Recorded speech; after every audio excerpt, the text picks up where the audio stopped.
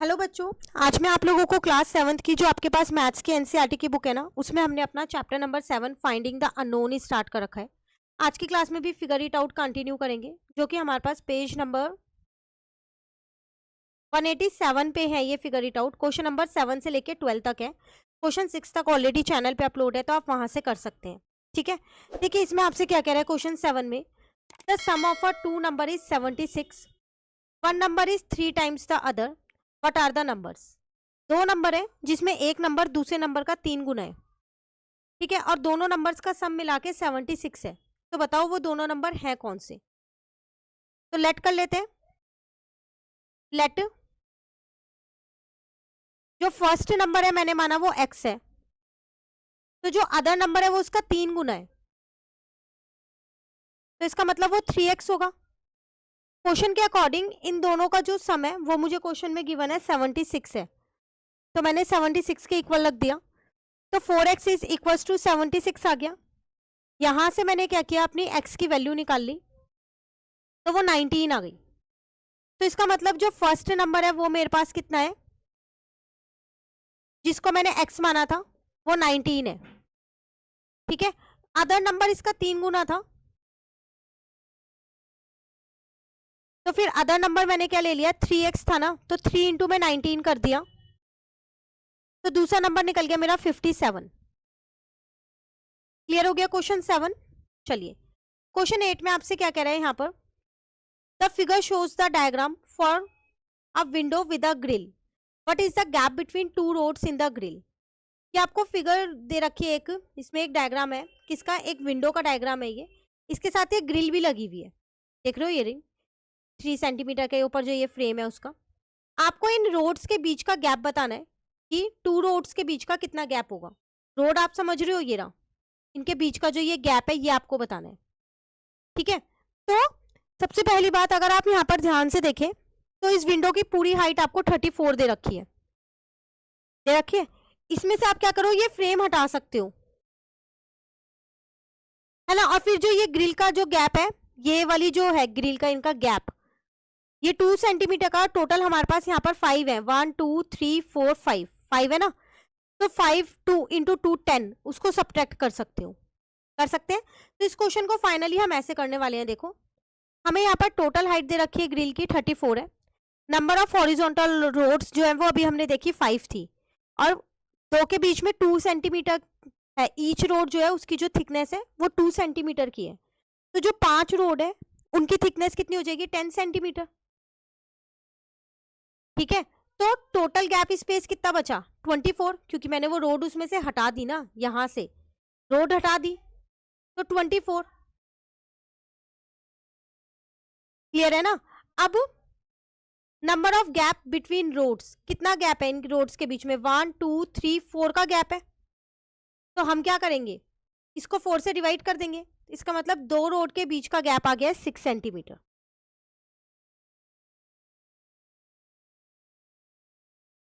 Question clear हो गया। यहाँ पर आपको पूरी उसकी विंडो की हाइट दे रखी थी 34, उसमें से सबसे पहले मैंने क्या किया, जो रोड थी जितनी 5 रोड थी और हर एक की थिकनेस थी 2 सेंटीमीटर की, तो पहले मैंने वो रोड का जो स्पेस था वो हटा दिया, ताकि मैं उन रोड के बीच का गैप जो है वो इजिली निकाल सकूं। और उनके बीच में टोटल 4 गैप थे, तो 2 के गैप मैंने निकाल लिए 4 से उसे डिवाइड करके। क्लियर है। चलिए उसके बाद क्वेश्चन नंबर 9 है मेरे पास। In a restaurant a fruit juice cost ₹15 less than a chocolate milk shake.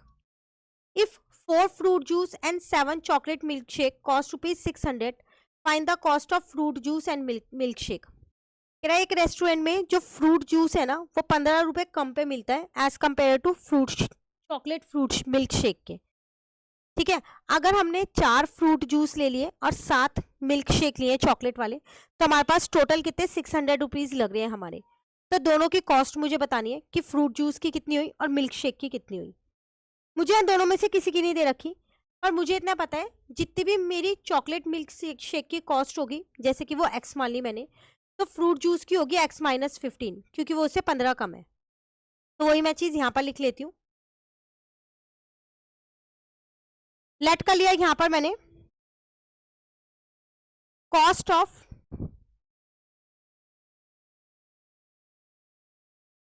Chocolate milk shake, तो मैंने x मान ली। तो फिर यहां से मैं अपनी कॉस्ट ऑफ फ्रूट जूस निकाल सकती हूँ, तो वो मेरे पास आ जाएगी x minus 15। According to question मैंने 4 फ्रूट जूस लिए थे, ये एक फ्रूट जूस की कॉस्ट है, तो मैंने इसको 4 से इंटू कर दिया। और मिल्क शेक कितने लिए थे? 7, तो 7 इंटू एक्स हो गया। टोटल पैसे दिए थे मैंने 600। 4 को अंदर इंटू किया। ये मेरी मेन इक्वेशन है जो हमने क्वेश्चन से बनाई है, ठीक है।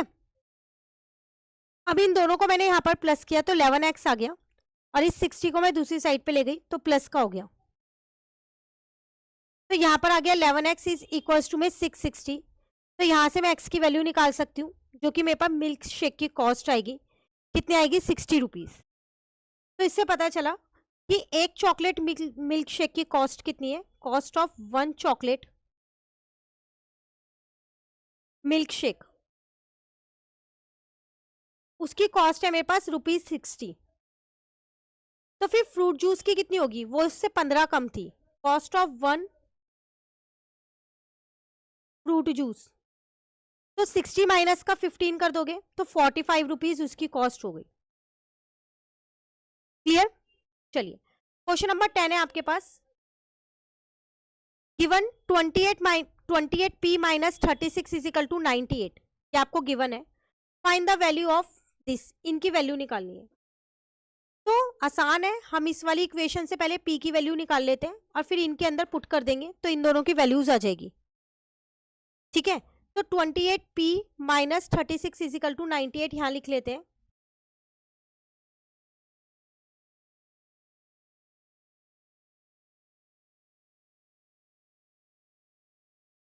अब मैं 36 को दूसरी साइड पे ले गई तो ये प्लस का हो गया।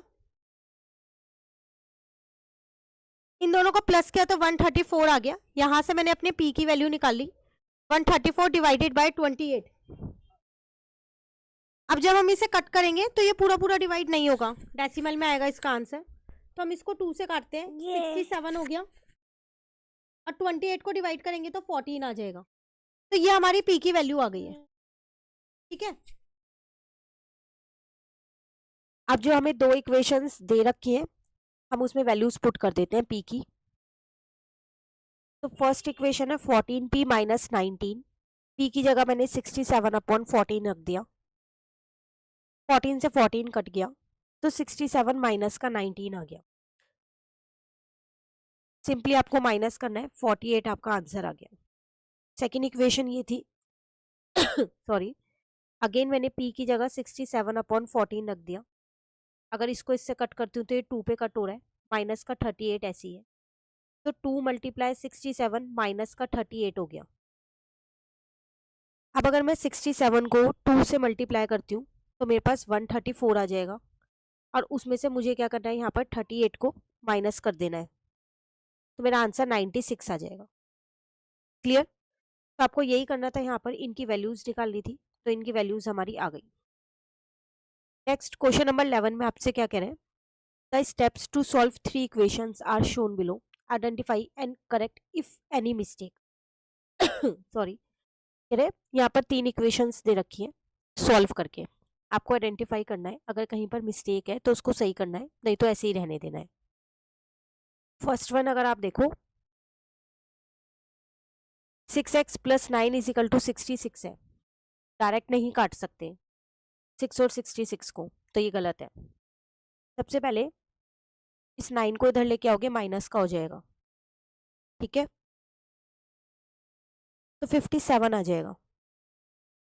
अब आप x की वैल्यू निकाल सकते हो, 57 डिवाइडेड बाय 6।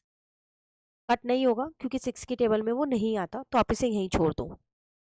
सेकेंड वाला देखो, ये आपके पास इक्वेशन थी, तो सबसे पहली बात इन्होंने यहाँ से क्या किया, अगर मैं इस इक्वेशन में देखूँ तो 2 को कॉमन ले लिया, तो यहाँ बचा 7y प्लस का 12 इज इक्वल्स टू में 36।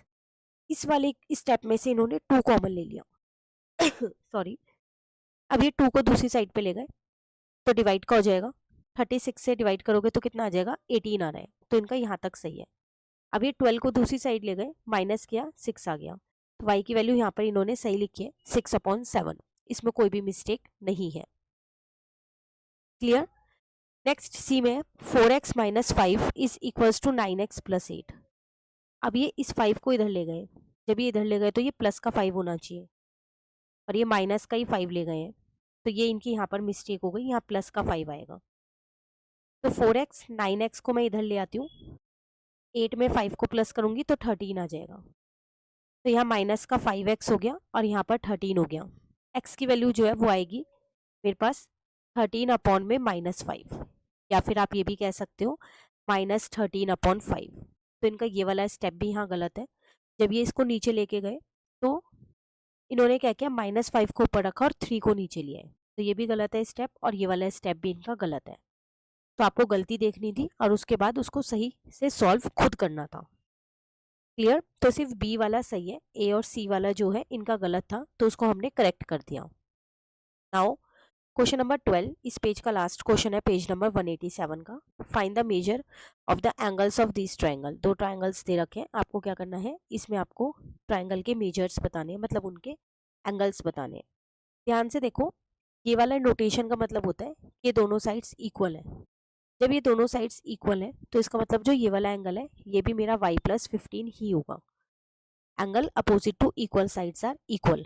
तो इस ट्रायंगल के 3 एंगल्स मिल गए, तो हम इसको यहाँ पर करते हैं।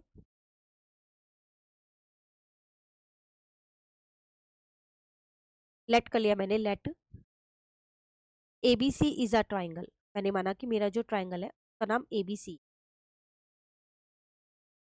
तो इसको A नाम दिया, इसको B नाम दिया, इसको C। ठीक है। अब एंगल A जो है वो y हो गया, एंगल B जो है वो कितना हो जाएगा, y+15 ही होगा, और एंगल C भी y+15 होगा। रीजन में मैंने लिख दिया, angle opposite to equal sides are equal. ठीक है। अब हमें पता है कि तीनों एंगल्स का सम कितना होता है, 180 के बराबर होता है। Angle sum property of triangle.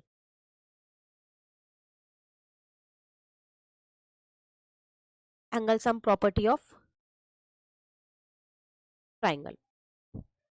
तो ये y हो गया,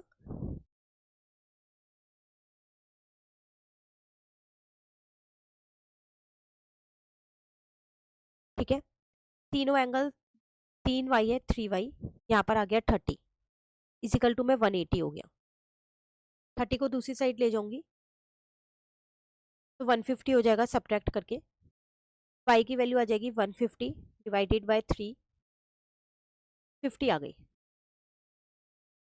तो एंगल A मेरे पास y था तो वो मेरे पास 50 डिग्री आ गया। एंगल B और C मेरे पास इक्वल थे जो कि y+15 थे, तो इसका मतलब 50+15 दोनों ही एंगल्स कितने आ गए, 65 आ गए। क्लियर। ये था इसका फर्स्ट पार्ट। अभी एक पार्ट और है, इसमें आपको तीनों ही दे रखे हैं, बस आपको एंगल सम प्रॉपर्टी लगानी है। उसके बाद ये क्वेश्चन कंप्लीट। 13 क्वेश्चन से नेक्स्ट क्लास में करेंगे। तो x−10 और x+10 कर सकते हैं हम यहाँ डायरेक्ट, क्योंकि यहाँ हमारे को तीनों एंगल्स दे रखे हैं। तो x+10 और x−10 जो है वो किसके इक्वल होगा, 180 के इक्वल होगा। क्यों, एंगल सब प्रॉपर्टी ऑफ ट्राइंगल।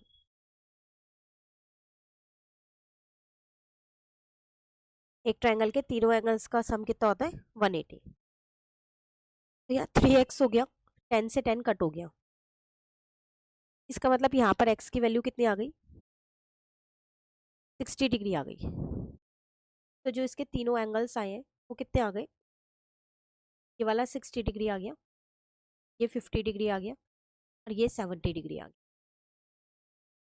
ठीक है। तो आप इसको यहाँ लिख सकते हो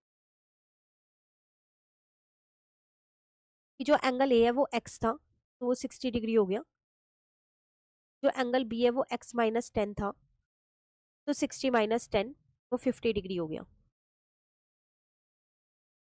के बाद एंगल सी भी निकाल लो यहाँ पर, x+10, तो इसका मतलब 60+10 70 डिग्री होगी। अब फिगर जरूर बना के आना दोनों में, और यहाँ पर लिख देना आप A, B और C। क्लियर? तो आज हमने ये वाले क्वेश्चंस कंप्लीट कर लिए जो इस पेज पे थे हमारे पास। क्वेश्चन नंबर 12 तक थे। अब बाकी के जो क्वेश्चंस हैं उनको हम नेक्स्ट क्लास में करेंगे। कहीं भी डाउट रहता है आप कमेंट करके पूछ सकते हैं। Thank you.